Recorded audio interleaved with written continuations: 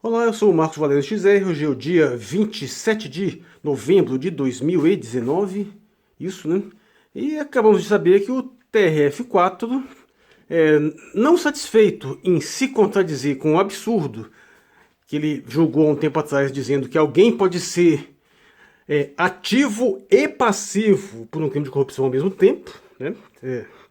Não me venha com juridiquês para justificar isso não, porque é igual você dizer que você pode roubar de si mesmo, mas eles fizeram isso, porque afinal Moro tinha condenado Lula por corrupção passiva apenas, e o TRF4 adicionou com a teoria do domínio do fato corrupção ativa, então ele ficou ativo e passivo no mesmo crime ao mesmo tempo, um negócio assim que eu não entendi, uma contradição evidente.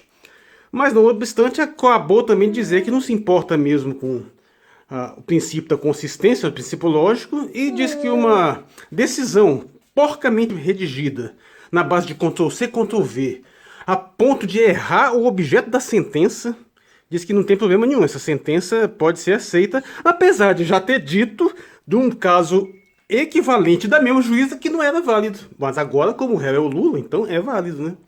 Ou seja, aí isso ajuda a explicar também, esclarecer de uma vez por todas, por que motivo, por que raio o processo contra o presidente Lula foi parar na 4ª região, né? A Justiça Federal Brasileira é dividida em 5 regiões.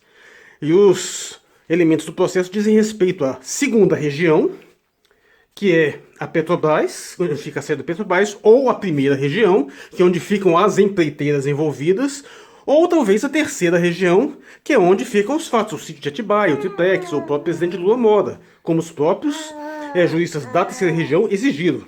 Mas por algum motivo inexplicável foi parar na 4ª região, que não tem nada a ver com o assunto, não tem nenhum envolvimento direto, nenhuma das empresas envolvidas está lá, não tem nada. Ou seja, isso é apenas para mostrar que o que a gente tem na 4ª região é uma quadrilha, criminosos jurídicos com o objetivo escancarado de fazer uma perseguição política específica.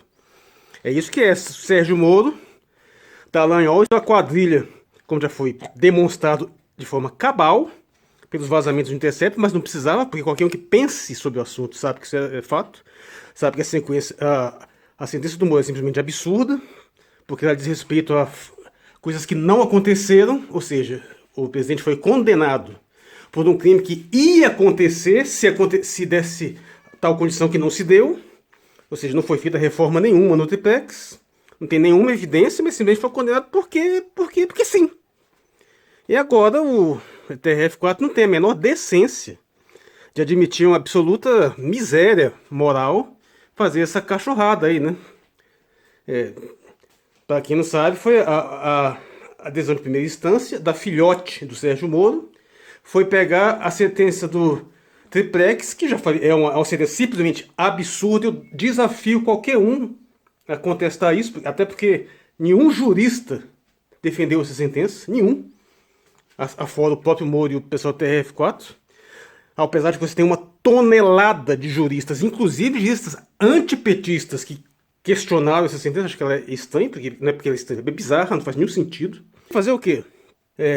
Ante pessoas que odeiam o ex-presidente, seja lá por que motivo for, estão dispostas a aceitar a corrupção do judiciário, que é quem deveria julgar a corrupção.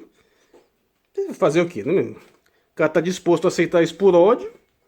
Bom, aí vamos vendo o que vai dar, né? O que eu venho dizendo há muito tempo é que o processo do SPEX não faz nenhum sentido, ele é absurdo, a afirmação dele é absurda, a acusação é absurda. Não faz sentido você ser julgado por um crime que você não cometeu, mas porque você ia cometer se tivesse determinados indícios que não existem.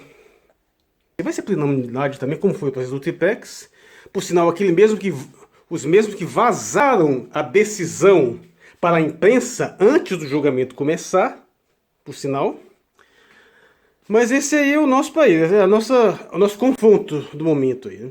É a corrupção se aposta do judiciário para julgar a corrupção política. Fantástico. Eu sou o Marcos Valério XR, hoje é o dia 27 de novembro de 2018. Obrigado por sua atenção.